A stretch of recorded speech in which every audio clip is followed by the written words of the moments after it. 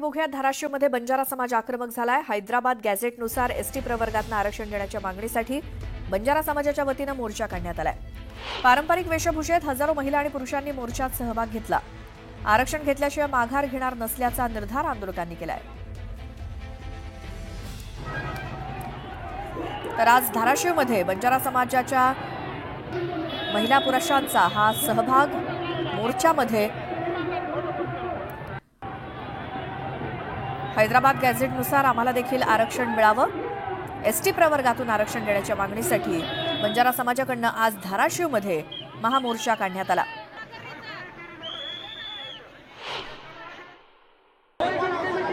Hyderabad gadget प्रमाणे आरक्षण लागू करा या मागणीसाठी गोर बंजारा समाज जो आहे तो रस्त्यावर उतरला आहे।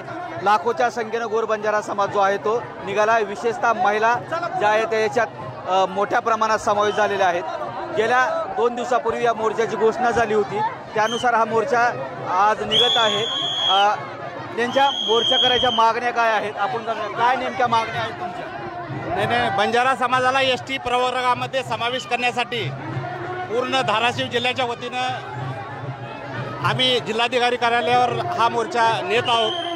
बरेचसे अजून लोक येत आहेत। लाखोच्या संख्येनं आम्ही आज निवेदन देणार आहे। काय मागण्या प्रामुख्याने असणार आहेत? बंजारा समाजाला एसटी अनुसूचित जमातीमध्ये समावेश करावे।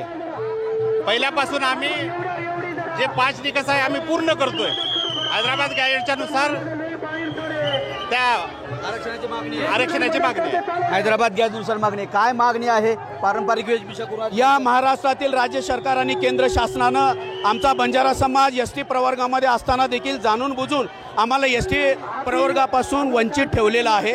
आता महाराष्ट्र राज्य सरकारनं मराठा समाजाला ओबीसी प्रवर्गामध्ये आरक्षण दिलेलं आहे आणि त्याच अनुषंगानं हैदराबाद गॅझेटमध्ये निजामकालीन जनगणनेमध्ये आमच्या बंजारा समाज हा आदिवासी प्रवर्गामध्ये असल्याच्या साफ नोंदी आहेत, तरतुदी आहेत। त्याच प्रमाणामध्ये तेलंगणा आणि आंध्र प्रदेशच्या सरकारनं आमच्या बंजारा समाजाला एसटी प्रवर्गामध्ये आरक्षण दिलेलं आहे। त्याच धर्तीवर आमचा महाराष्ट्रातला बंजारा समाज एसटी प्रवर्गाचा हक्कदार आहे। आता बंजारा समाज या एसटी प्रवर्गामध्ये गेल्याशिवाय राहणार नाही।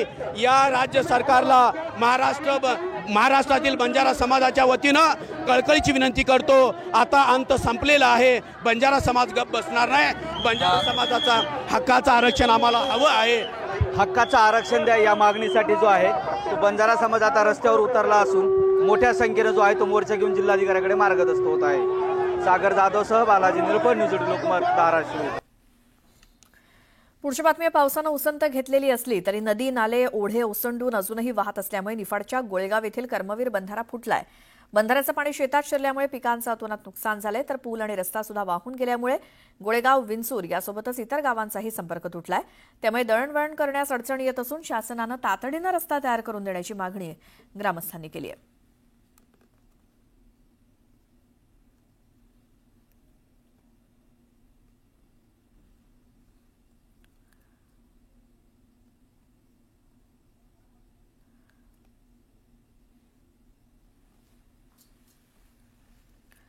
जालन्यामध्ये अतिवृष्टीचा मोसंबीला मोठा फटका बसला असून मोसंबीच्या दरात तब्बल 7,000 रुपयांची घसरण झाली आहे। सप्टेंबर महिन्यात झालेल्या अतिवृष्टीमुळे शेती, फळपिकं आणि फळबागांसह सर्वच घटकांचं नुकसान झालंय। याचा मोसंबीलाही फटका बसला असून याचे परिणाम बाजारावर देखील झालेत। सध्या बाजारात मोसंबीची 150 ते 200 टनाची आवक सुरू आहे, मात्र अतिवृष्टीमुळे मोसंबी पिवळी पडल्यामुळे त्याचा विक्रीवर परिणाम झालाय। आधी मोसंबीला 22,000 ते 23,000 रुपयांचा भाव मिळायचा, सध्या मोसंबीला 12,000 ते 14,000 रुपयांचा दर मिळतोय। 8,000 रुपये खर्च येतोय एक गोणी केवढ्याला आहे आणि औषध केवढ्याला आहे। एक फवारणी जरी करायचं म्हणलं तर 20,000 रुपये लागते आणि खताचं तर भाव वाढूनच आहे ना। तुमचं खत आणतेत कोणतं, देतेत कोणतं, सरकारचं काही नियंत्रण आहे का त्याला? भेसळच आहे सगळी, कशात भेसळ। आणि का असं मग सरकारने ध्यान द्यायला पाहिजे ना त्याच्यावर, आणि शेतकऱ्याचं नुकसान जे झालं त्याला नुकसान भरपाई द्यायला पाहिजे अशी आमची इच्छा आहे। जसं होत नसताना तर आम्ही काही मागू शकत नाही तुम्हाला। आमचं जळाल्यावर वाटोळं झाल्यावरच मागवतो ना। पावसामध्ये शेतकऱ्यांच्या नुसत्या फळांचंच नव्हे तर फळबागांचं सुद्धा मोठं नुकसान झालेलं आहे। या फळबागा सुद्धा आज उद्ध्वस्त झालेल्या आहेत। अशा परिस्थितीत तुम्ही पिकाला काय धरून बसल्या? त्या पूर्ण झाडाचं आयुष्यमान किती आहे, त्याचं नुकसान किती झालं याचा तुम्ही विचार करणार आहात का नाही?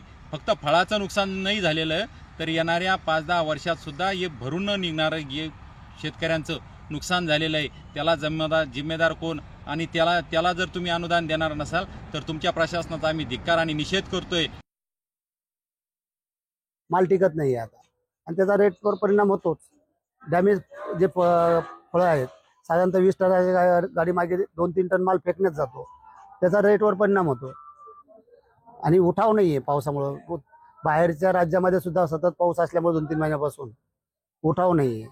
पाऊस थांबला, रेट वाढतो, शेतकरी आवक वाढते, पुन्हा पाऊस मार्केटमध्ये माल पोहोचेपर्यंत पाऊस चालू होतो. या सगळ्या एकत्रित कारणामुळे सगळ्या घटकांना म्हणजे शेतकरी, व्यापारी सगळे घटक नुकसानीत आहे. तर सोलापुरातील सीना नदीकाठच्या 5 तालुक्यांना महापुराचा फटका बसला होता. राज्य सरकारनं मदत जाहीर केल्यानंतर शेतकऱ्यांनी त्यावर नाराजी व्यक्त केली. सरसकट नुकसान भरपाई देत 50,000 हेक्टरी मदत करण्याची मागणी शेतकऱ्यांनी केली आहे.